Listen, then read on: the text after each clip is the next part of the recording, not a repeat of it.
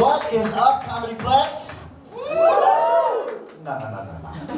I flew all the way from Los Angeles. Took full advantage of the TSA announcement that cannabis is legal to carry in your carry-on. I want some more noise than that, guys. That's what I'm talking about. I'm Erick Esteban. I grew up here in Chicago. I literally was born at West Suburban Hospital. I was born in Oak Park. My first job was First Chicago before they turned that bank for Chase.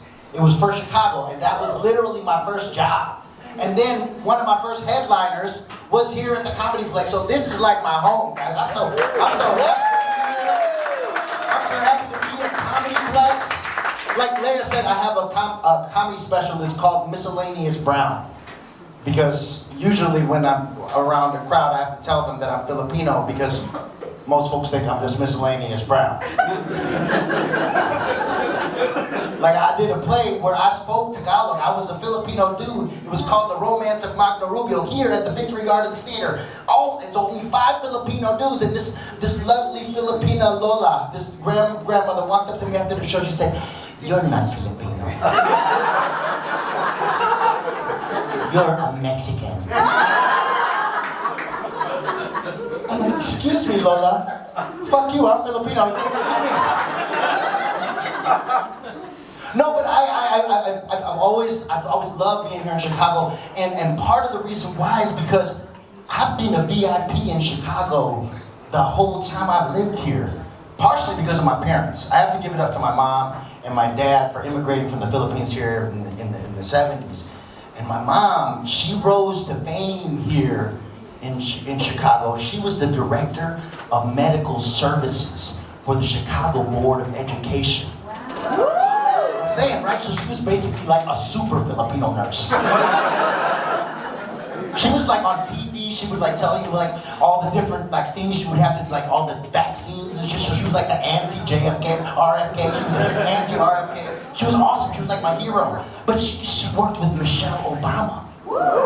Like straight up, we used to get a Christmas card from Michelle and Barack before, because my dad and my mom went to one of Barack's first.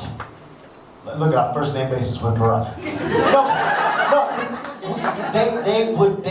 They would get a Christmas card from them, and my parents went to the very first fundraiser when he was running for state senate here in Illinois. So we're OG down for Obama, right? So I'm VIP like that. But I will tell you that my dad was like, he was bold, okay? Because my Filipino parents are hard to impress. Straight up, like I told you, I have a special Miscellaneous Brown. Sold out the Lincoln Lodge in a week. Got a standing ovation, had an all-Filipino lineup, made Filipino American history. When I told my mom, you know what she said? "Was Joko there?"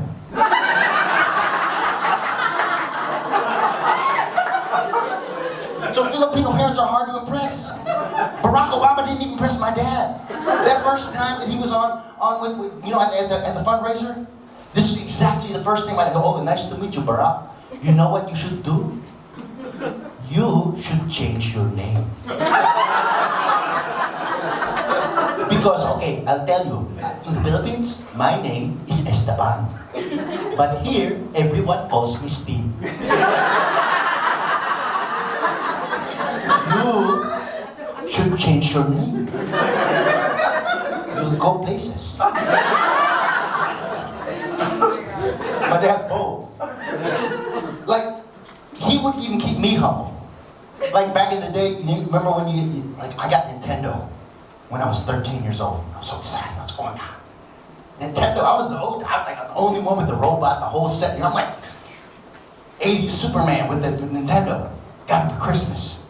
My dad put on some Nat King Cole. I'm playing Nintendo. I'm all excited with Super Mario Brothers. And my dad's listening to Nat King Cole. He goes, "No, when I was 13, Nat King Cole was in the hospital. He was singing Christmas songs. That's why I like to listen to Nat King Cole at Christmas."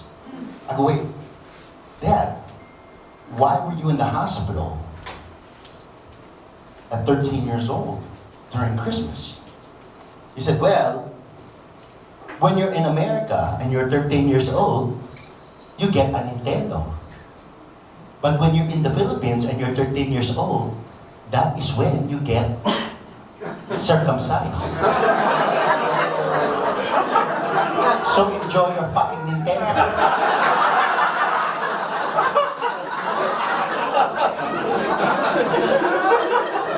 That's what he said to me. He literally said that. No, but I grew up and then like, they didn't filter anything, so like the first time I saw Eddie Murphy Delirious, I was inspired. I want to be a stand-up comedian. First time, we sat down and we're watching the VHS and my dad's like, oh my God, he swears too much. But it's funny, we should watch it, let's watch it. So we watched it.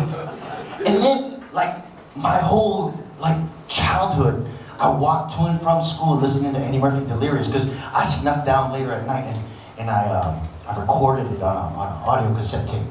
I'm aging myself, I know I'm old.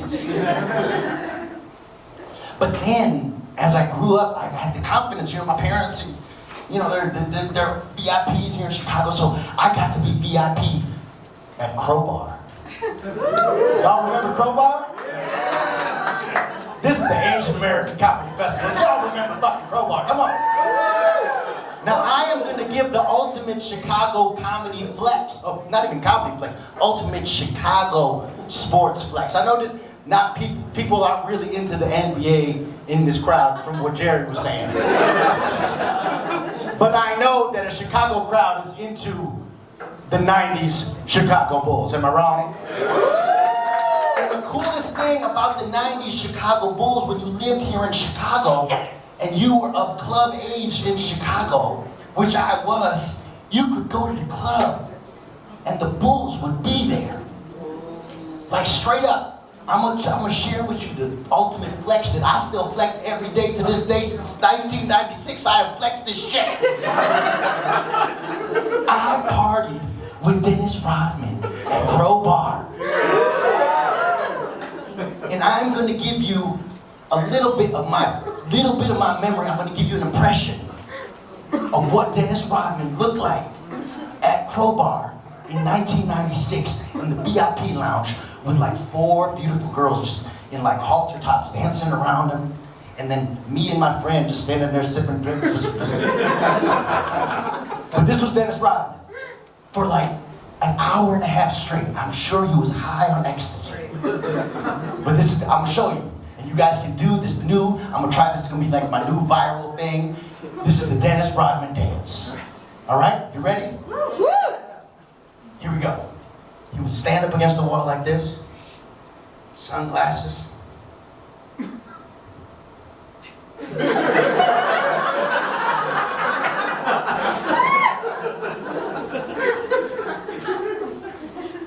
That's it, that's all it is. It was amazing. But Dennis Rodman wasn't the biggest VIP that I met in Chicago. There is a reason why every stand-up comedy set that I do, I wear Air Jordans. Every man in here that grew up in the 90s watching Michael Jordan, and they wear Air Jordans, every man in here, their penis feels a little bit bigger. They do. That's why it was a sneakerhead fetish. That's why everybody lined up for all the days. Whenever you saw a guy standing in line for some sneakers, it was because it made his dick feel much bigger. That's real. My dick feels huge right now. I got the 11s on. But that's really not the shoes weren't wide. The shoes weren't wide. Tell him I'm not here, okay? The shoes were not wide. Michael Jordan's my hero. Of course, the heroics on the basketball court, of course. But one night, I should say, was at Excalibur. So I got her. Woo! She probably was dancing on the cubes in Excalibur. No, but there was this club called Excalibur, and it was like the Knights of the Round Table kind of club where it looked like a castle. I think it's like a Chinese restaurant now. Yeah. Okay? But it used to be called Excalibur, and you felt like a fucking knight when you go in there. You'd be like, I am a knight. I am gonna slay some bitches tonight at Excalibur. You know what I mean? But one night I walked into the VIP lounge, and there at one of the big ass round tables is Michael Jordan. Woo. Michael Jordan, but he's sitting at a table surrounded by beautiful women. Beautiful women in the 90s, so it was like, big ass hairdos. Big ass hairdos, you know what I'm talking about? The big ass hairspray hairdos. All of them were beautiful. But then across the club, Michael Jordan and I locked eyes. I locked eyes with Michael Jordan, guys. The hero of Chicago, the hero of everything to go. I locked eyes with Michael Jordan. And this is why Michael Jordan's my hero. Because as soon as we locked eyes, I'm like, I'm gonna go say hi. But one of them big ass hairdos went right into his lap. Yes. Well, I can't confirm whether his dick was out. She could have been doing some. Like, I don't know. I didn't see his dick. But I think I might have seen Michael Jordan get a blowjob at Excalibur. But the reason why he's my hero, the reason why he'll always be the GOAT, and the reason why I wear Jordans every show is that dude didn't break eye contact the whole time, guys. I've been Erick Esteban. Thank you guys very much.